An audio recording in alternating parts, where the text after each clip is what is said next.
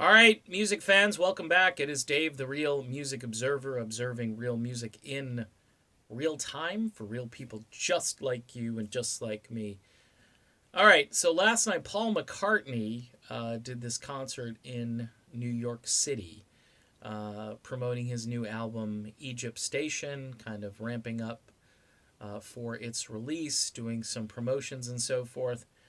Um, Paul's voice has changed a lot since his last album, and you were waiting. I was waiting years ago to hear that. Maybe Paul just can't sing, or he's gonna struggle with songs and so forth.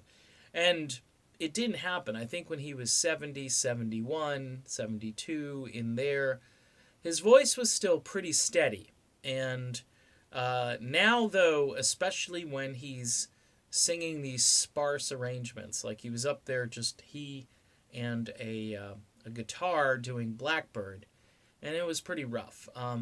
He's getting to the point now where there's aging that's occurred. Typically at 76 years old, the rockers are retiring. They're off the road. They're not singing.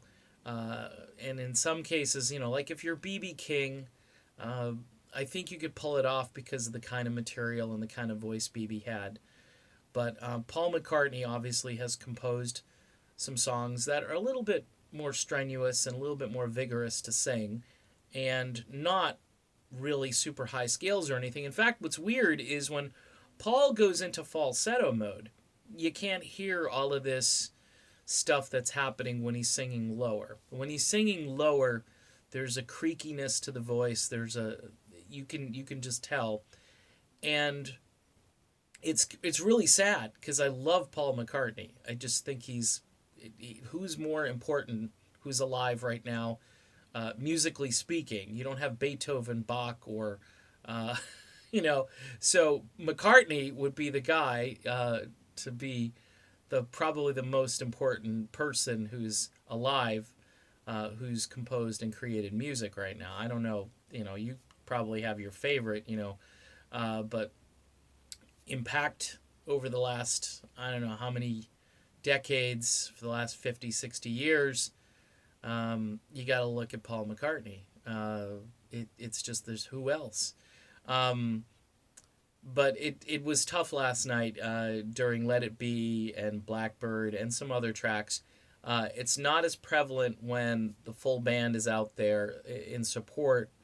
And, his new album, the songs I've heard, that last single, that weird one, where it's a little bit raunchy, I guess you'd call it, wasn't a fan of that one, but I really liked the first two tracks off of Egypt Station. I think they're good songs.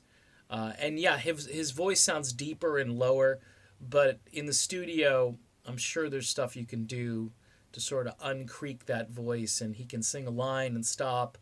I think the breathing and the singing and all of that stuff at 76 years old, not that it's not impossible, okay? You can cite like Tony Bennett and some other folks that have just continued on, but Paul's struggling.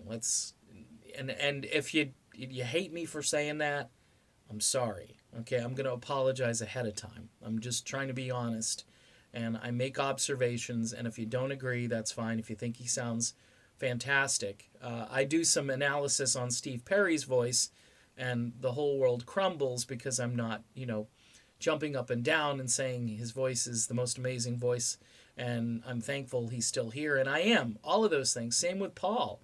Um, but Paul was struggling a little bit on these songs, and hopefully he's not going to go out and do this real strenuous tour, because I think that would probably do the rest of his voice in.